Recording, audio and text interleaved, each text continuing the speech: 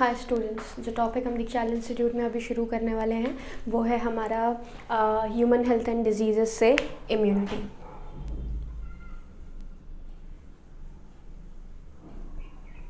Last topic हमने about the diseases and health बहुत detail में समझा था। बहुत ही डिटेल में मैंने आप लोगों को बताया था कि ह्यूमन में हेल्थ क्या है और डिज़ीज़ का मतलब हमारी बॉडी में क्या होता है। मतलब जब भी आप किसी भी बॉडी या फिर सिंपल किसी भी पर्सन के हेल्थ की या फिर डिज़ीज़ की बात करते हैं तो वो एक कनेक्टेड ही पार्ट है जिसको हम यहाँ पर इम्यूनिटी बोलते हैं। अब कोई भी पर्सन जो कि डिजीज़्ड है और जो पर्सन हेल्दी है, या सिंपल हम बात कर सकते हैं कि किसी भी बॉडी में कोई भी डिज़ीज़ होने के लिए पर्सन में कोई ना कोई पर्टिकुलर एक्सपेक्ट या फिर सिंपल हम कह सकते हैं कि कोई पार्ट्स हैं जो कि डिसाइड करते हैं कि भाई इस पर्टिकुलर बॉडी में कोई भी डिज़ीज़ ईजिली हो जाती है या किसी भी पर्टिकुलर बॉडी में जो डिज़ीज़ है वो ईजिली नहीं होती। तो वो जो ईजीनेस है या फिर किसी बॉडी में ईजिली डिज़ीज़ हुए जा रही है या किसी बॉडी में डिज़ीज़ नहीं हो रही है, इसका रीज़न क्या है? इसका रीज़न है हमारा इम्यूनिटी। इम्यूनिटी की बात करें अगर, तो भाई अगर कोई पूछे कि व्हाट इज़ इम्यूनिटी या इम्यूनिटी क्या होती है, हमें बताना हो तो हम क्या जवाब देते हैं? दैट बेसिकली हमारी बॉडी में, या फिर सिंपल बोल सकते हैं the ability of an organism या फिर the ability of a host. Host मैंने यहाँ पे टर्म क्यों यूज़ किया? होस्ट टर्म मैंने इसलिए इस्तेमाल किया क्योंकि जब भी आप किसी डिज़ीज़ की बात कर रहे हैं, मान लीजिए एक इन्फेक्शियस डिज़ीज़ जो कि किसकी वजह से हो रही है? पैथोजन की वजह से हो रही है। तो पैथोजन जिस पर्टिकुलर बॉडी में, जिस ऑर्गेनिज्म में एंटर कर रहा है, ये ऑर्गेनिज्म को हम होस्ट कहते हैं। क्लियर? तो डिज़ीज़ पैथोजन किया, होस्ट में एंटर किया, कोई भी ऑर्गेनिज्म हो सकता है, एनिमल, प्लांट, ह्यूमंस, कोई भी पार्ट हो सकता है। क्लियर? जब ये पैथोजन इस होस्ट में एंटर किया तो इस होस्ट की इस पैथोजन से लड़ने की पावर, फाइट करने की कैपेबिलिटी ही क्या कहलाती है? इम्यूनिटी कहलाती है। मतलब I am repeating again, what do you mean bye immunity? Immunity क्या होती है? तो हम जवाब क्या देते हैं? हम जवाब देते हैं the ability of an organism या फिर the ability of a host to fight against any pathogen is from its immunity. वो उसकी क्या बनाती है? इम्यूनिटी बनाती है कि भाई मेरी बॉडी की किसी भी पैथोजन से लड़ने की जो सहन शक्ति है, जो पावर है, वो हमारी इम्यूनिटी कहलाती है।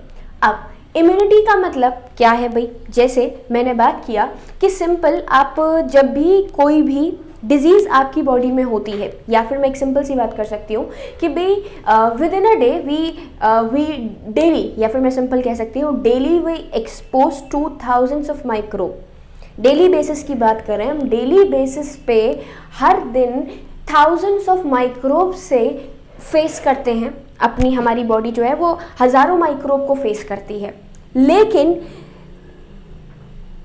Do every day we get the disease? क्या हम हर दिन कोई डिज़ीज़ हमें होती है? तो इसका जवाब है नहीं होती है। भाई लॉजिकल सी चीज़ है, मैं अपने घर से लेके मैं जिस भी अपनी वर्क प्लेस तक जा रही हूँ, मैं स्कूल तक जा रही हूँ, मैं कोचिंग तक जा रही हूँ, मैं ट्यूशन तक जा रही हूँ, तो घर से लेके जो मैं स्कूल तक गई, जो मैं ट्यूशन तक गई, तो क्या वहाँ पे कोई भी पर्टिकुलर माइक्रोब मेरी बॉडी में एंटर नहीं किया है? बहुत बेसिक सी चीज़ है कि भाई ऐसा पॉसिबल नहीं है।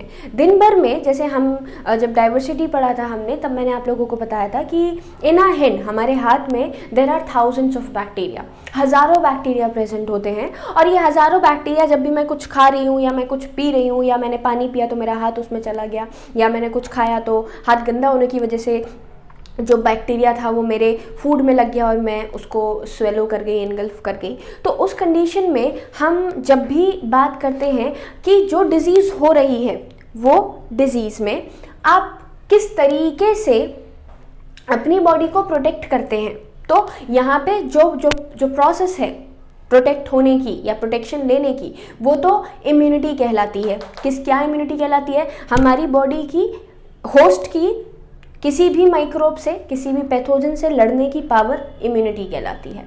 अब ये इम्यूनिटी हर पर्सन में प्रेजेंट होती है, चाहे मैं बात करूँ एनिमल्स की, चाहे मैं बात करूँ आपकी ह्यूमंस की, तो we all have our own immunities.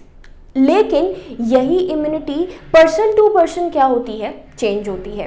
कैसे पर्सन टू पर्सन चेंज होती है? जैसे मैंने अभी आपको जवाब दिया कि दिन भर में हज़ारों माइक्रोब से, हज़ारों बैक्टीरिया से we are exposing, but we are not getting any kind of disease on the daily basis.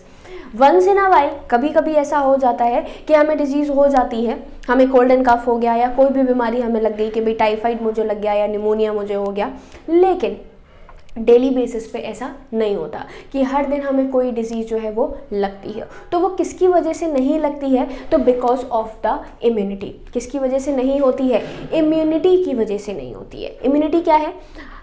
जितना ज़्यादा स्ट्रॉन्ग इम्यूनिटी उतना ज़्यादा डिजीज़ होने के चांसेस कम। अब ये क्या होता है? ये होता है, जैसे मैंने आपको बोला, what is immunity? The ability of an organism to fight against any foreign particle which is entering inside a body. Foreign particle में कोई भी पैथोजन आ जाएगा, कोई भी डस्ट, कुछ भी आ जाता है। मतलब जो पार्टिकल एक्सटर्नल बॉडी से, एक्सटर्नल एनवायरनमेंट से मेरी बॉडी में एंटर कर रहा है, दैट्स द फॉरेन पार्टिकल। वो माइक्रोब हो, डस्ट पार्टिकल हो, कुछ भी हो सकता है। उस डस्ट पार्टिकल से लड़ने के लिए हमारी बॉडी में जो पावर बनी है वो इम्यूनिटी होती है, और यही इम्यूनिटी जितनी ज़्यादा स्ट्रॉन्ग होगी उतनी ज़्यादा हम डिजीज़ फ्री रहेंगे। और ये इम्यूनिटी लड़ने की पावर, फाइट करने की पावर जितनी कम होगी उतने ज़्यादा हम डिजीज़ से हमेशा मतलब बेसिकली प्रोन नहीं रह पाते हैं। तो अब ये जो इम्यूनिटी सेट होती है ये क्या होती है, कैसे हमारी जो बॉडी है वो against any germ, any disease जो है फाइट करती है? तो उसका जवाब हमारे पास क्या है? उसका जवाब एक नहीं है बल्कि कई सारे हैं। Like we have divided the immunity in the 2 categories. मतलब मैंने यहाँ पर इम्यूनिटी को कितने पार्ट्स में डिवाइड कर दिया है? 2 पार्ट्स में डिवाइड कर दिया है। सबसे पहला एंड सेकंड। पहली इम्यूनिटी है आपकी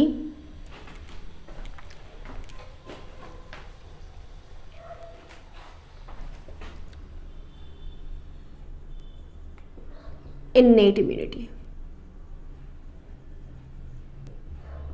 सबसे पहली immunity is your innate immunity, and second immunity जो हमें यहां पर पढ़नी है वो है हमारी एक्वायर्ड इम्यूनिटी।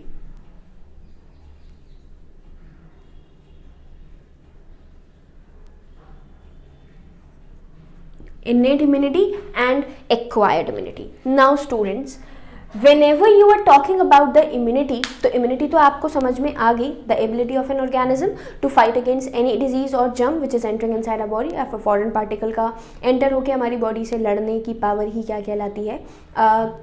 इम्यूनिटी कहलाती है। अब मैंने आपको अभी भी जवाब दिया कि किसी भी पर्टिकुलर इम्यूनिटी की आप बात करें तो ये क्या है, कौन सी ऐसी चीज़ है बॉडी में जो किसी भी डिजीज़ के अगेंस्ट, किसी भी जर्म के अगेंस्ट जो है वो फाइट कर रही है? तो उसका जवाब हम क्या देते हैं कि भाई एक पार्ट नहीं है, कोई एक सिंगल चीज़ मेरी बॉडी में ऐसी नहीं है जो कि क्या कर रही हो, किसी भी इम्यूनिटी मतलब किसी भी फॉरेन पार्टिकल से लड़ने का काम कर रही है, बल्कि देयर आर स्टेप्स। हमारी बॉडी में क्या होते हैं? स्टेप्स होते हैं। लाइक हम इसको बहुत तरीके से पढ़ते हैं, मैं आपको बैरियर्स के फॉर्म में भी इसको समझाती हूँ, और मैं आपको फर्स्ट, सेकंड और थर्ड लाइन डिफेंस के फॉर्म में भी इसको समझाती हूँ। लाइक सबसे पहले एक बहुत ही कॉमन और बेसिक एग्जाम्पल हमारे पास क्या है कि जब भी हम गिर जाते हैं या लग जाती है, बेसिकली कोई घाव हमारे बॉडी पर आ जाए, कोई भी वुंड हमारे बॉडी पर अगर आ जाता है, तो उस वाउंड का जब भी बॉडी पर आया, कोई कट लग गया या कोई ब्लड जो है वो बाहर आ गया गिरने पर, लगने पर, एक्सीडेंट होने पर, तो उस कंडीशन में what doctor usually suggest, usually सबसे पहले क्या बोलते हैं? To cover that wound. आपको उस घाव को, उस वाउंड को सबसे पहले क्या करना है? कवर करना है। कवर क्यों करना है? कवर इसलिए करना है ताकि जो माइक्रोब है वो आपकी बॉडी में इजीली एंटर ना कर जाए। डस्ट से बचाना क्या बोला जाता है? हम सिंपल एक घरेलू लैंग्वेज में क्या बोलते हैं कि इसमें डस्ट ना लगे। डस्ट का मतलब वही है कि उस डस्ट में प्रेजेंट होगा माइक्रोब, और वो माइक्रोब इफ़ आपकी बॉडी में एंटर कर गया तो उस माइक्रोब के बॉडी में एंटर करने पर आपकी जो है कोई भी डिजीज़ जो है हमारी बॉडी में परफॉर्म हो जाती है। तो अब ये जो डिजीज़ है सिंपल, इस डिजीज़ की जब भी आप बात करते हैं तो सबसे पहला हमने क्या बोला, सबसे पहला हमने बोला इनेट इम्यूनिटी, दूसरी मैंने बोली एक्वायर्ड इम्यूनिटी। सबसे पहली चीज़ तो ये समझेंगे कि that what is the basic difference between the innate immunity and acquired immunity. फिर उसके बाद मैं आपको बताऊंगी कि जो वाउंड हुआ उसको कवर करने के लिए क्यों बोला गया, मेरे आँख में कुछ चला जाता है तो मुझे आंसू आना क्यों शुरू हो जाते हैं, क्लियर, हमारी नोज में इतने सारे हेयर का प्रेजेंस, इतने ज़्यादा म्यूकस का सीक्रेशन क्यों होता रहता है, क्लियर। हम बात करें रिप्रोडक्टिव ट्रैक की तो रिप्रोडक्टिव ट्रैक में एसिड का सीक्रेशन जो है वो कंटिन्यूस हो रहा है। तो ये सारी चीज़ें क्यों होती हैं ये हम we will discuss all these later. उससे पहले हम एक्वायर्ड और इनेट इम्यूनिटी में डिफरेंस समझते हैं। नाउ सबसे पहले हम बात करते हैं इम्यूनिटी की। इम्यूनिटी आपको समझ में आ गई, मैं आपको बात करूंगी अब इनेट इम्यूनिटी की। मतलब इनेट भले ही समझ में ना आ रही हो, लेकिन एक्वायर्ड को हम नाम से समझ सकते हैं। एक्वायर्ड का मतलब होता है किसी भी चीज़ को ऑप्ट कर लेना, ले लेना। अब यहाँ पे whenever you are talking about the acquired immunity तो उसको समझने से पहले इनेट समझते हैं कि इनेट इम्यूनिटी क्या होती है। वो इम्यूनिटी जो बाय बर्थ हमारी बॉडी में प्रेजेंट हो, वो इम्यूनिटी जो मुझे बर्थ से या जब मैं जिस टाइम पर मैं बॉर्न हुई हूँ, जिस टाइम पर मैं पैदा हुई हूँ, उस टाइम पर जो इम्यूनिटी मुझे मिली है मेरी मदर की बॉडी से ही and for the lifetime वो मेरे साथ चलेगी, यही इम्यूनिटी आपकी क्या कहलाती है, इनेट इम्यूनिटी कहलाती है। मतलब वो इम्यूनिटी, या फिर सिंपल हम बात करें कि एक सिंपल नॉन स्पेसिफिक डिफेंस, या फिर जो कि हमारे बर्थ के टाइम से ही हमारे पास प्रेजेंट होता है। अब मैंने यहाँ पर एक टर्म इस्तेमाल किया दैट इज नॉन स्पेसिफिक। ना what do you mean by this non specific term, उसको समझने से पहले एक चीज़ और समझेंगे। बेसिकली इम्यूनिटी हमारे बर्थ के टाइम से ही हमारे पास प्रेजेंट होती है and this accomplished by providing different types of barrier to the entry of the foreign agents in our body। मतलब सबसे ये इम्यूनिटी क्या काम करती है, इम्यूनिटी वो काम करती है कि सबसे पहले आप उस पैथोजन को, उस माइक्रोब को आपकी बॉडी में एंटर होने से पहले ही रोक दो। मतलब what is the first work या फिर फर्स्ट फंक्शन क्या है, पहला काम है लड़ेंगे तो बाद में, लेकिन सबसे पहले काम ये है कि ये हमारी बॉडी में एंटर ही ना हो। जब वो फॉरेन पार्टिकल हमारी बॉडी में एंटर ही नहीं होगा तो डिजीज क्रिएट होगी नहीं। तो इनेट इम्यूनिटी का काम कुछ यही है। मैंने क्या बोला, पहली चीज तो बर्थ के टाइम से हमारे पास प्रेजेंट होती है। दूसरी चीज मैंने क्या बोला, नॉन स्पेसिफिक। ये नॉन स्पेसिफिक टर्म यहाँ पर बहुत इंपॉर्टेंट है क्योंकि acquired immunity is specific immunity. Acquired immunity कैसी इम्यूनिटी है, स्पेसिफिक इम्यूनिटी है। नाउ इनेट इम्यूनिटी जो बर्थ के टाइम से हमारे पास प्रेजेंट है, जैसे मैं आप लोगों को मैंने बोला कि मैं डिफेंस के फॉर्म में भी बताऊंगी और मैं आप लोगों को बैरियर्स के फॉर्म में भी बताऊंगी। तो सबसे पहला बैरियर, ये नॉन स्पेसिफिक टर्म पहला पार्ट समझते ही आपको क्लियर हो जाएगा। सबसे पहला हमने बात करी, टोटल हम यहाँ पे 4 पार्ट्स पढ़ेंगे। सबसे पहला फिजिकल बैरियर, फिर हम पढ़ेंगे फिजियोलॉजिकल बैरियर, फिर हम पढ़ेंगे सेलुलर बैरियर, सेलुलर बैरियर के बाद हम पढ़ेंगे साइटोकाइनिन बैरियर। तो फिजिकल, फिजियोलॉजिकल,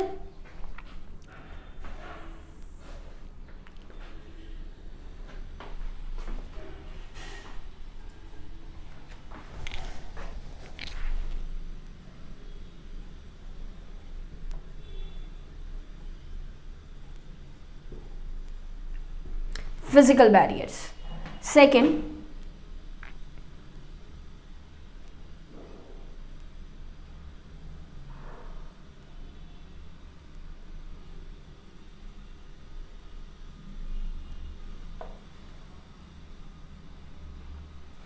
सबसे पहले हमने बात करी वो बैरियर जो कि फिजिकल है, डिटेल मैं आप लोगों को बताने वाली हूँ। दूसरा मैंने आप लोगों को बोला हमारे फिजियोलॉजिकल बैरियर। तीसरा हम बात कर रहे हैं सेल्यूलर बैरियर्स की, जो कि बेसिकली समझते हैं क्या क्या पार्ट है।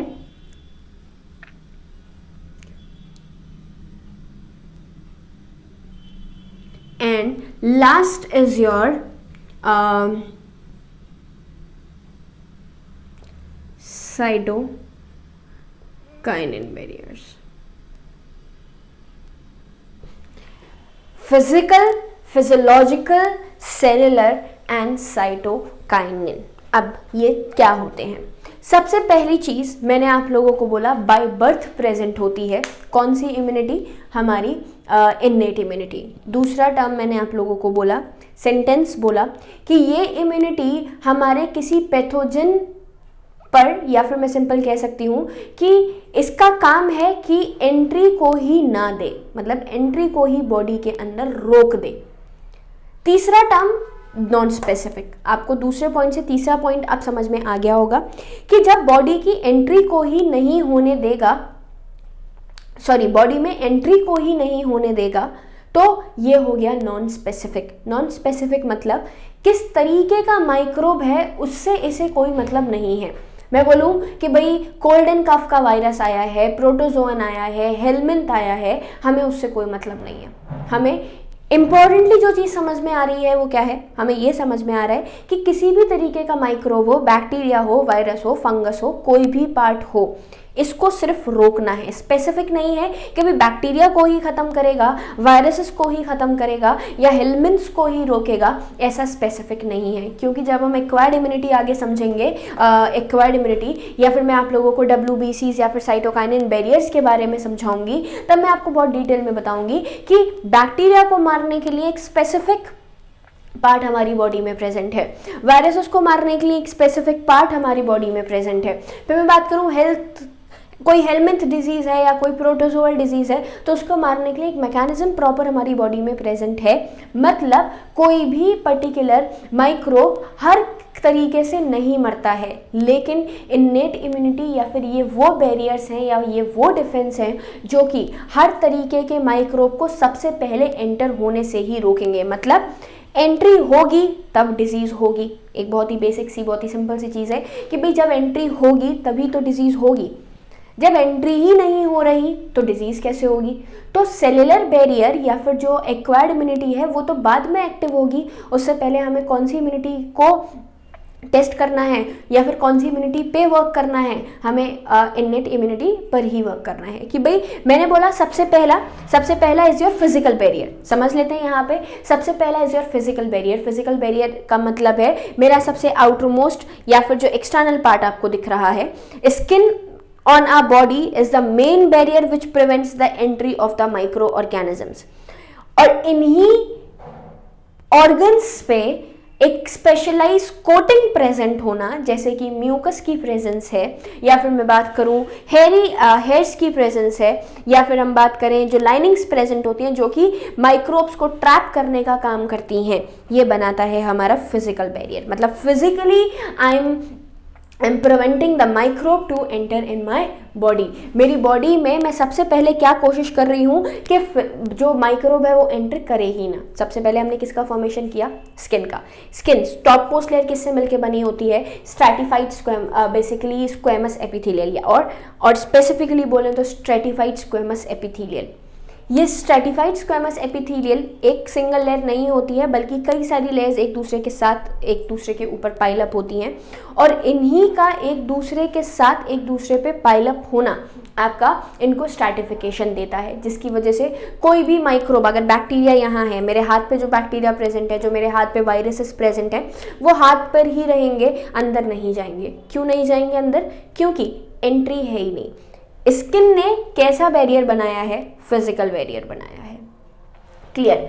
जब हमारे लग जाती है, कट जाती है, कोई वूंड बन जाता है, कोई घाव बन जाता है, तो उस घाव के बनने पर हम बेसिकली क्या करते हैं? उस घाव के बनने पे हमारी बॉडी में जो स्किन है वो उस जगह से हट गया, और जब स्किन उस पर्टिकुलर एरिया से हट गया तो उस एरिया से स्किन का हटने पर जो माइक्रोब है वो इजीली आपके ब्लड स्ट्रीम में एंटर कर जाएगा, और जो डिजीज़ है वो कोई डिफेंस को फेस, इन्नेट इम्यूनिटी को फेस कर ही नहीं पाई, और जब फेस नहीं किया तो इजीली बॉडी में एंट्री मिल गई। इस वजह से किसी भी घाव को ढक कर रखने के लिए बोला जाता है जब तक वो कैसा है? ओपन है, और उसके अंदर से कोई भी माइक्रोब जो है हमारी बॉडी में एंटर कर सकता है। क्लियर? तो सबसे पहला बैरियर आपका क्या है? Physical barrier. फिजिकल बैरियर में मैंने आपको एग्जांपल दिया स्किन, और लाइनिंग्स होती हैं, लंग्स की लाइनिंग्स हैं, यूरिनोजेनाइटल ट्रैक की लाइनिंग्स हैं, आपके यूरिन और आपका वही जेनाइटल पोर्शन की बात कर रहे हैं। तो जो लाइनिंग्स हैं डिफरेंट, वो सब क्या बनाती हैं, हमारी फिजिकल बैरियर बनाते हैं। दूसरे हैं हमारे फिजियोलॉजिकल बैरियर। याद करना कोई टफ नहीं है, सिंपल याद कर सकते हैं आप। हमने जो फिजियोलॉजी पढ़ी थी, उस फिजियोलॉजी में आपने डाइजेशन पढ़ा, आपने रेस्पिरेशन पढ़ा, आपने नर्वस सिस्टम में ईयर्स और आइस के बारे में पढ़ा था। तो फिजियोलॉजी से कनेक्टेड जो बैरियर्स हैं, हमारी बॉडी की फंक्शनिंग से फिजियोलॉजी से कनेक्टेड जो बैरियर्स हैं, वो कहलाते हैं physiological barriers. And whenever you are talking about the physiological barriers, what they include the secretion from the mouth, that is saliva, secretion of the HCl from the stomach, हमारे simple हम बात कर सकते हैं हमारी आइस से वही tears का फॉर्मेशन होना। ये सब क्या करता है, हमारे माइक्रोब की ग्रोथ को प्रिवेंट करने का काम करता है। मतलब माइक्रोब की ग्रोथ को क्या कर देगा, रोक देगा। और ये जो माइक्रोब की ग्रोथ को रोक दिया, तो माइक्रोब की ग्रोथ को रोक देंगे तो ऑब्वियसली डिजीज हमारी बॉडी में जेनरेट नहीं हो पाएगी। तो क्या जवाब दिया, physiological barriers. Example, saliva from mouth,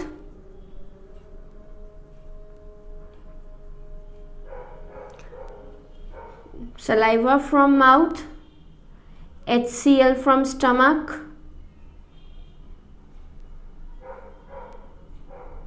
physiological barrier stomach, physiological barrier mouth।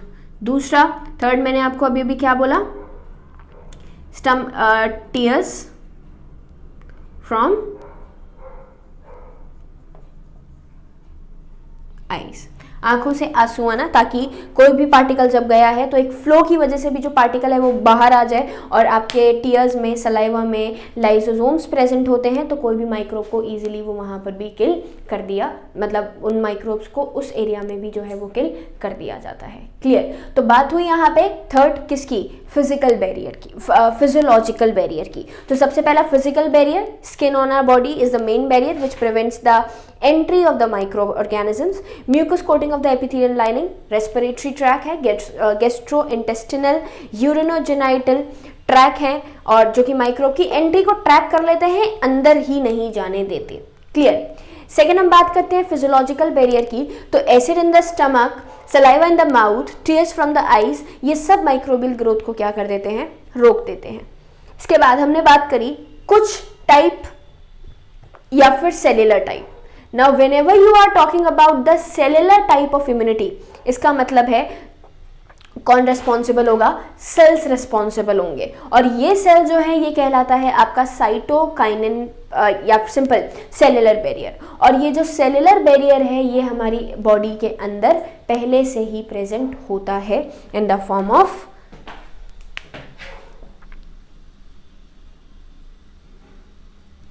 WBCs। WBCs में आपके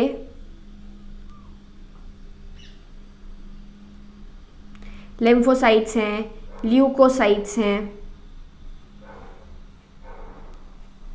लिम्फोसाइट्स, ल्यूकोसाइट्स, कई सारी चीज़ें जो हैं वो क्या होती हैं, हमारी इसमें प्रेजेंट होती हैं। क्लियर। तो सबसे पहले हमने बात करी फिजिकल की, फिजियोलॉजिकल की, सेल्युलर की, और सेल्युलर के बाद हम बात करते हैं आपके last, that is cytokinin barrier. Cytokinin barrier का मतलब है हमारे वो सेल जो कि अपने सेल के अंदर से कोई ना कोई सिक्रीशन को या सेल को ख़त्म करने का काम करते हैं, सॉरी सेल डिवीजन को, या फिर सिंपल आप कह सकते हो सेल की हेल्प से। लाइक वायरस इन्फेक्टेड सेल जो है वो एक प्रोटीन सीक्रेट करते हैं जिसको हम इंटरफेरॉन्स कहते हैं, जो कि नॉन इन्फेक्टेड सेल को इन्फेक्टेड सेल से प्रोटेक्ट करने का काम करता है। अब देखें यहाँ पर, इसमें मैं एग्जाम्पल दे देती हूँ।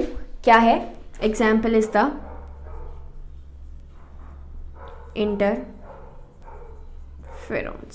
देखें अब होता क्या है, सबसे पहले हमारी बॉडी में पहली चीज़ तो जो इम्यूनिटी बनती है, एक्वायर्ड तो हम आफ्टर बर्थ लेते हैं। इनेट इम्यूनिटी की बात करी थी तो ये बर्थ से ही हमारी बॉडी में प्रेजेंट है और फाइट करने का काम, लड़ने का काम करती रहती है। क्लियर। सबसे पहले फिजिकल बैरियर, या फिर जब भी कोई माइक्रोब हमारी बॉडी में एंटर करता है तो वो डायरेक्टली बॉडी में एंटर नहीं कर पाता, बिकॉज ऑफ सम बैरियर्स। अगर वो बैरियर्स प्रेजेंट ना हो तो दिन भर में हमें हज़ारों डिजीजेस जो हैं वो होती रहेंगी और हम मे भी उससे अपने आप को कोप कर पाएँ और मे भी हम खुद को कोप ना कर पाएँ। तो जब भी बात की जा रही है आपकी कोई भी डिजीज़ की या कोई भी पैथोजन की जो बॉडी में एंटर कर रहा है, ये पैथोजन एंटर करता है किसी स्पेसिफिक पार्ट की वजह से या फिर कैसे। सबसे पहले हमने इम्यूनिटी बनाई या फिर फर्स्ट लाइन ऑफ डिफेंस बनाया जिसको हम कहते हैं physical barrier, that is first line of defence. जब कोई माइक्रोब आपकी बॉडी में एंटर करेगा तो उस माइक्रोब का बॉडी में एंटर करने पे सबसे पहले होता है आपका फर्स्ट लाइन ऑफ डिफेंस। वो फर्स्ट लाइन ऑफ डिफेंस क्या कहता है? फर्स्ट लाइन ऑफ डिफेंस कहता है कि आपको सबसे पहले प्रिवेंट करना है इस माइक्रोब को आपकी बॉडी में एंटर होने से ही। मतलब सबसे पहले आप क्या कर रहे हो? सबसे पहले आप जो माइक्रोब है उसको एंटर होने से ही रोकोगे, that is first line of defence. अब मान लें किसी ना किसी रीज़न की वजह से ये माइक्रोब जो है वो बॉडी में एंटर हो जाता है। Like we have so many openings, mouth है, नोज़ है, ईयर्स हैं, आईज़ हैं, ईयर्स हैं, आपकी यूरिनो जेनाइटल ओपनिंग्स हैं, तो कई सारी ओपनिंग्स हैं जहाँ पर स्किन प्रेजेंट नहीं है, जो कि डायरेक्टली इनसाइड द बॉडी क्या हो रही है? ओपन हो रही है। तो उसके लिए हमने सेकेंड लाइन ऑफ डिफेंस बनाया है फिजियोलॉजिकल बैरियर, कि इफ़ कोई जो माइक्रोब है वो फूड में प्रेजेंट है, तो जब माइक्रोब फूड में प्रेजेंट है तो जो खाना मैं खा रही हूँ वो तो स्किन के थ्रू नहीं रुक पा रहा, तो अब दूसरा barrier second line of defence यहाँ पे लगता है जिसको हम बोलते हैं फिजियोलॉजिकल बैरियर।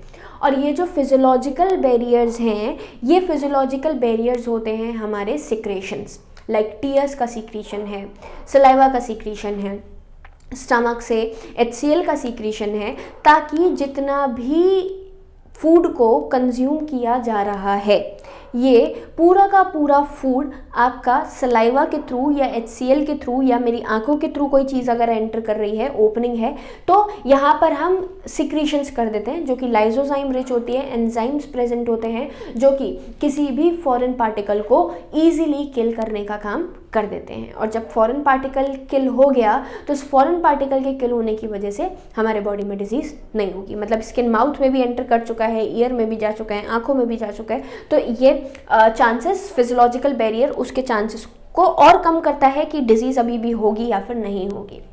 अब फिजियोलॉजिकल बैरियर को भी क्रॉस करता हुआ अगर कोई माइक्रोब आपके ब्लड स्ट्रीम में या बॉडी में एंटर कर गया, तब तीसरी जगह पर आपका स्टिमुलेट होता है सेलुलर बैरियर, जो कि आपका थर्ड लाइन ऑफ डिफेंस है, जिसकी वजह से अगर ये सक्सेसफुल होता है तो डिजीज़ नहीं होगी, सिम्टम्स नहीं दिखेंगे, लेकिन अगर ये सक्सेसफुल नहीं हुआ तो हमें डिजीज़ जो है वो हो जाती है। लास्ट डिफेंस है और इस डिफेंस के बाद कोई पार्ट वर्क नहीं करता। ये एक एक्स्ट्रा पार्ट है जो कि वायरल डिजीजेस में हमें देखने को मिलता है। मैं आपको समझा रही हूँ वो क्या है। तो सेलुलर बैरियर में आपने सबसे पहले किसकी बात करी? WBCs हमने पूरे के पूरे सर्कुलेशन में कई सारा पार्ट पढ़ा था। कौन कौन सा पार्ट पढ़ा था? जिसमें हमने WBCs को दो पार्ट्स में डिवाइड किया था, ग्रैनुलोसाइट्स, ए ग्रैनुलोसाइट्स, फिर उसमें आपका लिम्फोसाइट्स थे, मोनोसाइट्स थे। फिर लिम्फोसाइट्स में हमने फर्दर दो पार्ट्स डिवाइड किए थे, वहाँ पर हमारे पास 3 तरीके के सेल्स थे, आपके इओसिनोफिल्स, बेसोफिल्स और न्यूट्रोफिल्स। तो कई सारे सेल्स जो हैं वो यहाँ पर प्रेजेंट हैं। और जब भी आप इन सेल्स की बात कर रहे हैं, whenever you are talking about these cells, तो ये जो सेल्स हैं, ये सेल फाइनल फाइट करते हैं किससे? हमारे किसी भी डिजीज़ से। और यही डिजीज़ आपका कहीं कहीं जगहों पे, मतलब ये सेलुलर बैरियर जो है ये एक्वायर्ड इम्यूनिटी बनाने के काम भी आता है। मतलब यही WBCs एक्वायर्ड इम्यूनिटी को सेट करने के लिए भी रिस्पॉन्सिबल हैं। ये तो टोटली हमारे बाय बर्थ है, लेकिन अगर मैं सेलुलर बैरियर की बात करूं तो ये WBCs एक्वायर्ड इम्यूनिटी का बनने का मतलब WBCs ही है। इस पार्ट को हम बहुत डिटेल में डिस्कस करेंगे, लेकिन उससे पहले हम समझ लेते हैं cytokinin barrier. Now what do you mean by cytokinin barrier? These are those barriers which is basically responsible for secretion of a protein called interferons which protect the non-infected cell from the infected cell। मतलब जो कि non-infected cell को infected cell से protection दे दे, वही part हमारा क्या कहलाता है? इंटरफेरॉन्स या फिर साइटोकाइनिन बैरियर कहलाते हैं। अब जैसे अभी हम बहुत डिटेल में समझने वाले हैं कि भाई बैक्टीरियल डिजीज़ के लिए एंटीबायोटिक्स बनते हैं। एंटीबायोटिक्स जो है वो इजीली ये भी एक तरीके के वही प्रोटीन्स हैं जो कि किसी भी लिविंग बीइंग के अगेंस्ट बनाए जाते हैं। एंटी मतलब अगेंस्ट, बायोटिक मतलब लिविंग। तो लिविंग चीज़ के या लिविंग पार्ट के अगेंस्ट बनाए जा रहे हैं, जैसे कि बैक्टीरिया। तो जब बैक्टीरिया के अगेंस्ट आप कोई भी माइक्रोब का फॉर्मेशन कर रहे हो तो ये बेसिकली एंटीबायोटिक्स होता है। तो बॉडी में एंटीबायोटिक्स वर्क करते हैं against the bacteria only, viruses के लिए वर्क नहीं करते। क्यों नहीं करते उसका रीज़न समझें। बैक्टीरिया पे प्रेजेंट होती है सेल वॉल, और बैक्टीरिया के ऊपर सेल वॉल प्रेजेंट होने की वजह से हमारा जो बैक्टीरिया है ये ख़त्म हो जाता है, क्योंकि जो एंटीबायोटिक्स होते हैं ये सेल वॉल को ही डिकम्पोज कर देते हैं और बैक्टीरिया सर्वाइव ही कर पा रहा है सेल वॉल की वजह से। तो अगर आप सेल वॉल को ही डिस्ट्रॉय कर देंगे तो सेल वॉल को ही डिस्ट्रॉय करने पर सिंपल आपकी जो बॉडी है वो क्या नहीं कर पाएगी, सर्वाइव नहीं कर पाएगी और ख़त्म हो जाएगी। लेकिन वायरसेस की बात करें तो वायरसेस के पास तो कोई पर्टिकुलर हम कह सकते हैं कि क्या नहीं होता, वायरसेस के पास कोई पर्टिकुलर सेल वॉल होती नहीं है। एंटीबायोटिक सेल वॉल को ही ख़त्म करता है, वायरस के पास सेल वॉल है ही नहीं तो वो ख़त्म किसको करेगा। इस वजह से वायरसेस को एंटीबायोटिक्स कभी ख़त्म नहीं कर पाते। तो अब उसके लिए एक रीज़न आया कि जब एंटीबायोटिक्स वायरसेस को ख़त्म नहीं कर सकते तो वायरल डिजीज़ेस हमारी बॉडी में फिर कम कैसे होती हैं, ख़त्म कैसे होती हैं। तो उसका एक बहुत ही छोटा सा आंसर है, वो है इंटरफेरॉन। लाइक आपने कोल्ड एंड कफ आपको होता है तो उसका एक पर्टिकुलर टाइम होता है 3 to 7 डेज। आप चाहो कि एक दिन में 2 दिन में बाय टेकिंग मेडिसिन आप उसको ख़त्म कर सकते हो, तो आप नहीं कर सकते। क्यों नहीं कर सकते उसको ख़त्म आप? क्योंकि जो वायरसेस हैं वो वायरसेस जब ख़त्म हो रहे होते हैं, जब मर रहे होते हैं, मान लीजिए ये आपका इन्फेक्टेड सेल है,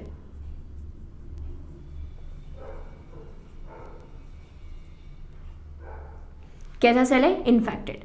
इस इन्फेक्टेड सेल से अब ये सेल को ख़त्म करेगा। जब ख़त्म होगा, क्योंकि इन्फेक्शन हो चुका है, तो ये अपने अंदर से एक केमिकल सीक्रेट करेगा।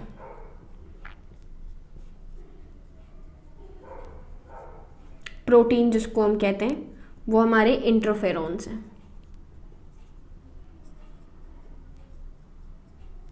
इंटरफेरॉन्स, जब इंटरफेरॉन्स हमारे बॉडी से बाहर निकले तो इसके पास कनेक्टेड जितने भी नॉन इन्फेक्टेड सेल हैं, अगर ये इंटरफेरॉन इस नॉन इन्फेक्टेड सेल के कांटेक्ट में आ गया तो ये परमानेंटली सेव हो जाएगा किसी भी इन्फेक्शन से।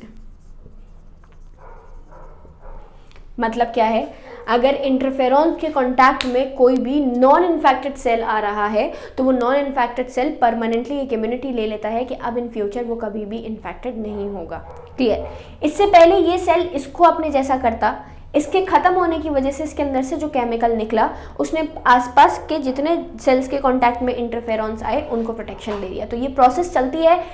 एंटीबायोटिक्स की वजह से कभी भी हमारा जो सेल है वो अगर वायरल डिजीज़ है तो वो ख़त्म नहीं होती, वो बल्कि किसकी वजह से ख़त्म होती है, वो इंटरफेरॉन्स की वजह से ही होती है। तभी एक पर्टिकुलर टाइम होता है आपके मेडिसिन लेने से उसमें कोई आपके सिम्टम्स रिड्यूस हो जाएंगे। जो आपका होरनेस है, जो आपका कफिंग आपको हो रहा है, जो आपका थ्रोट में रफनेस है, वो भले ही रिड्यूस हो सकती है, लेकिन डिजीज़ जो है या फिर जो कोल्ड एंड कफ का टाइम पीरियड है या जो डिजीज़ हुई है वो ख़त्म नहीं होगी जब तक ये इंटरफेरॉन्स रिलीज़ होते पूरे के पूरे सेल्स को कैसा ना बना दे, आपका डिजीज़ से प्रोटेक्ट ना कर दें। क्लियर? तो ये पूरा का पूरा पार्ट आपका क्या है, कौन सी इम्यूनिटी? इन्नेट इम्यूनिटी, जो कि बर्थ के टाइम पर हमें मिलती है। एक्वायर्ड इम्यूनिटी वो इम्यूनिटी होती है जो आफ्टर बर्थ हमारी बॉडी को मिलती है। और आफ्टर बर्थ अगर मैं बात करूं सिंपल, तो बर्थ के बाद तो मिल रही है, लेकिन ये बेसिकली प्राइमरी रिस्पॉन्स के बाद मिलती है। ये टर्म आपको बताता है इम्यूनाइजेशन और वैक्सीनेशन। आप लोगों ने सुना होगा दो टर्म्स जो मैं बोल रही हूँ, एक इम्यूनाइजेशन बोला और दूसरा मैं बोल रही हूँ vaccination. Now what is immunization and vaccination, तो समझेंगे। इम्यूनिटी का, किसी भी बॉडी का किसी भी पर्टिकुलर डिजीज से इम्यून हो जाना इम्यूनाइजेशन कहलाता है। और दूसरा अगर मैं बात करूं किसी भी बॉडी का जब इम्यूनिटी गेन हो गई तो वही बेसिकली वो क्या कहलाता है, आपका इम्यूनाइजेशन कहलाता है। इम्यूनाइजेशन कैसे होता है, तो अब उस चीज़ को भी समझें। सबसे पहले हम जब भी बात करते हैं हमारी बॉडी के अंदर जो किसी भी पर्टिकुलर माइक्रोब के अगेंस्ट जो इम्यूनिटी बन रही है वो इम्यूनाइजेशन बनती है, लेकिन वो बनती है आफ्टर फर्स्ट रिस्पॉन्स। कैसे होता है ये फर्स्ट रिस्पॉन्स, तो समझेंगे। जैसे आप लोगों ने कई बार सुना होगा कि चिकन पॉक्स अगर पर्सन को एक बार हो जाता है तो फिर लाइफ में कभी दोबारा नहीं होता। मतलब चिकन पॉक्स एक बार हो गया फिर दोबारा नहीं होगा। इसका रीज़न क्या है? इसका रीज़न है आपका इम्यूनिटी। और कौन सी इम्यूनिटी? Acquired immunity. मतलब हमारी बॉडी में WBCs की बात करें तो 2 तरीके के सेल्स हैं, समझ लेते हैं एक बार डिटेल में।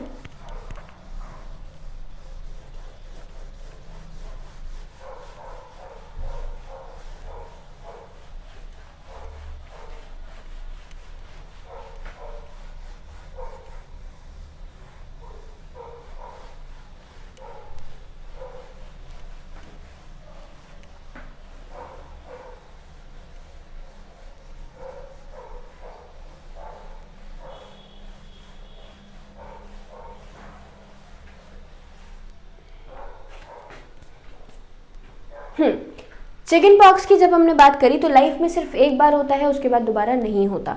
क्यों नहीं होता? क्योंकि जो WBCs हैं ये हमारे पास 2 तरीके की होती हैं। एक तो बी लिम्फोसाइट्स, WBCs नहीं बोलते, बेसिकली लिम्फोसाइट्स बोलते हैं। WBCs में भी lymphocytes, B lymphocyte and T lymphocyte. एक किसी भी माइक्रोब के अगेंस्ट फाइट करने का काम करती है। फर्स्ट इम्यूनिटी किसी भी माइक्रोब के अगेंस्ट फाइट करने का, लड़ने का काम करती है। और दूसरा अगर हम बात करें तो दूसरी जो इम्यूनिटी है वो बनाने का काम करती है आपके मेमोरी सेल्स। पहली इम्यूनिटी क्या कर रही है? To fight against any disease और जर्म, किसी भी डिजीज और किसी भी जर्म के अगेंस्ट फाइट करने का काम करती है। दूसरा अगर मैं बात करूं तो दूसरी इम्यूनिटी जो सेल्स हैं या दूसरे जो सेल्स हैं ये मेमोरी सेल्स बनाने का काम करते हैं। वैक्सीनेशन और इम्यूनाइजेशन कुछ इन्हीं प्रिंसिपल पे वर्क करता है। कैसे इन्हीं प्रिंसिपल पे वर्क करता है? जब भी कोई डिजीज मेरी बॉडी में सबसे पहली बार हुई तो पहली बार होने पे उसके 2 काम हुए।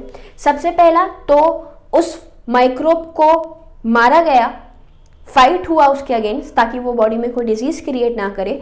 दूसरी जगह दूसरे लिम्फोसाइट्स ने उसकी मेमोरी सेल्स बनाई। मेमोरी सेल्स बनाई क्यों? मेमोरी सेल्स बनाई इसलिए ताकि इन फ्यूचर जब भी कोई माइक्रोब या जब भी कोई पर्टिकुलर वही सेम माइक्रोब बॉडी में वापस से एंटर करे तो जो तरीके से फाइटिंग हो रही है, जिस तरीके से उस पर्टिकुलर माइक्रोब को किल किया जा रहा है, सिंपल उसको किल करने में टाइम ना लगे और हम इजीली क्या करें, उस माइक्रोब को सीधे सीधे ख़त्म कर दें। तो यही है प्रिंसिपल आपका वैक्सीनेशन का। वैक्सीनेशन क्या है आपका? वैक्सीनेशन से ही होता है इम्यूनाइजेशन। वैक्सीनेशन का क्या मतलब है? वीक या फिर एटीन्यूएटेड वायरस,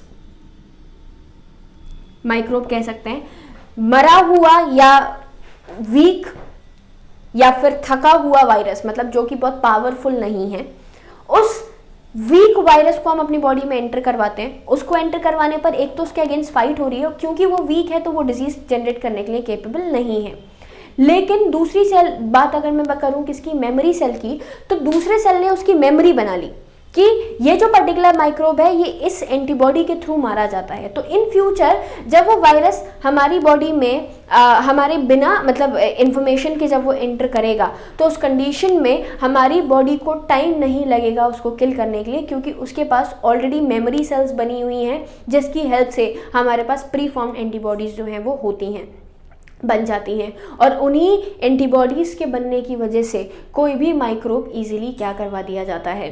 किल करवा दिया जाता है। तो वैक्सीनेशन क्या हुआ? किसी भी माइक्रोब को आपकी बॉडी में एंटर करवा के उस पर्टिकुलर डिजीज़ के अगेंस्ट प्रोन हो जाना आपका वैक्सीनेशन कहलाता है। और इसकी वजह से जो इम्यूनिटी हमें मिली है, किसी भी बॉडी का इम्यूनिटी को सेट कर लेना क्या कहलाता है? इम्यूनाइजेशन कहलाता है। तो जितनी भी इम्यूनिटी है ये वैक्सीनेशन और इम्यूनाइजेशन पर भी बेस्ड होती है। तो ये पूरा का पूरा पार्ट आपका इम्यूनिटी का है। बाकी जो नेक्स्ट पार्ट है वो ड्रग्स से रिलेटेड है, वो हम नेक्स्ट क्लास में कंप्लीट करेंगे।